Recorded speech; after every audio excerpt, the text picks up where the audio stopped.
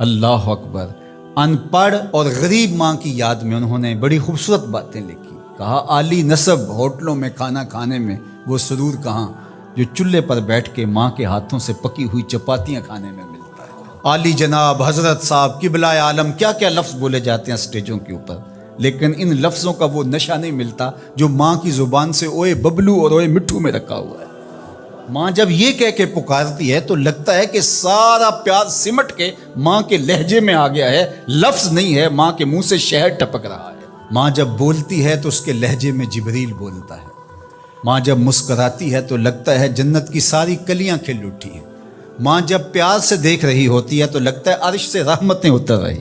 اللہ نے ماں کے سینے کے اندر وہ محبت، وہ تڑپ رکھی ہے، وہ ایک کائنات رکھ دی ہے الفتوں کی، کہ جس کا نیم البدل کیا بدل بھی موجود نہیں۔ وہ پیار رکھ دیا، وہ درد رکھ دیا، وہ درک رکھ دیا، وہ الفت رکھ دی ماں کے سینے کے اندر۔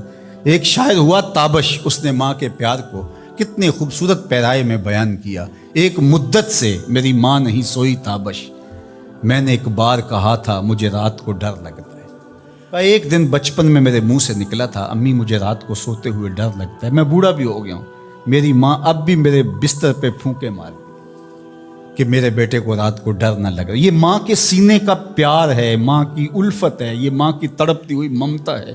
اولاد کے لیے وہ دکھ بھی جھیلتی ہے، تکلیفیں بھی سہتی ہے۔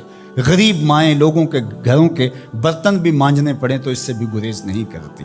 شہر میں آ کر پڑھنے والوں بھول گئے ہو کس کی ماں نے کتنا زیور بیچا ہے۔ اس لیے ماں کی کمی انسان بڑھاپے میں بھی محسوس کرتا ہے۔ کبھی ایسا نہیں ہو سکتا کہ انسان کہے کہ کوئی بات نہیں اب میں بڑا ہو گیا، مجھے ماں کی کمی محسوس نہیں ہوتی۔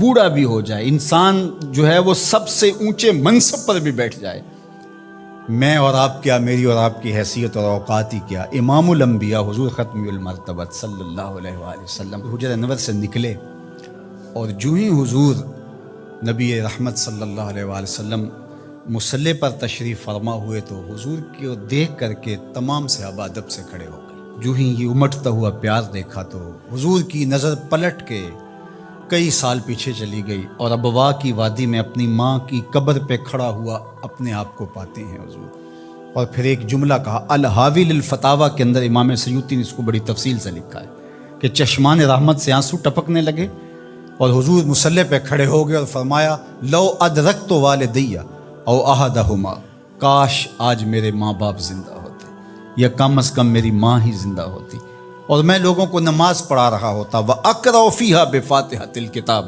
اور اس میں سورہ فاتحہ کی تلاوت چل رہی ہوتی۔ پھر میری ماں کو میرے ساتھ اچانک کوئی کام یاد آ جاتا، وہ دروازے پر آتی اور چلمن سرکاتی اور مجھے بیٹا کہہ کے آواز دیتی۔ فرمایا لوگوں نماز چھوڑ کے پہلے ماں کی بات سن لیتا۔ تو ماں کی کمی تو انسان زندگی کے آخری حصے میں بھی محسوس کرتا ہے۔ پھر اس سے بڑا منصب کس کا ہو سکتا ہے جو امام الانبیاء کا منصب ہے؟ اتنا بڑا اعزاز کس کا ہو سکتا ہے جو خاتم المرسلین کا اعزاز ہے، جو محبوب خدا ہیں، کونین کے مالک ہیں، لیکن ماں کی کمی کو وہ بھی محسوس کرتے ہیں، ماں و شمع کی شمار میں ہے۔ تو ماں باپ کا وجود اللہ کی رحمت ہے۔ جب یہ سایہ سر سے اٹھ جاتا ہے تو پھر پتہ چلتا ہے کہ بندہ کھڑا کہاں ہے۔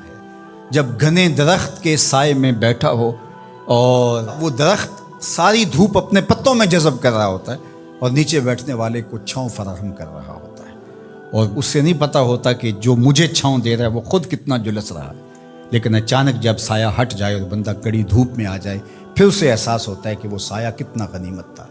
جن کے ماں باپ موجود ہیں وہ ان کی خدمت کر کے دنیا اور آخرت کی سرخرویاں حاصل کریں۔ اللہ کی رضا بھی اس میں ہے، رسول اللہ کی رضا بھی اس میں ہے، اور دنیا اور آخرت کی بہتریاں اسی کے اندر پنہاں ہیں کہ ماں باپ کی تکریم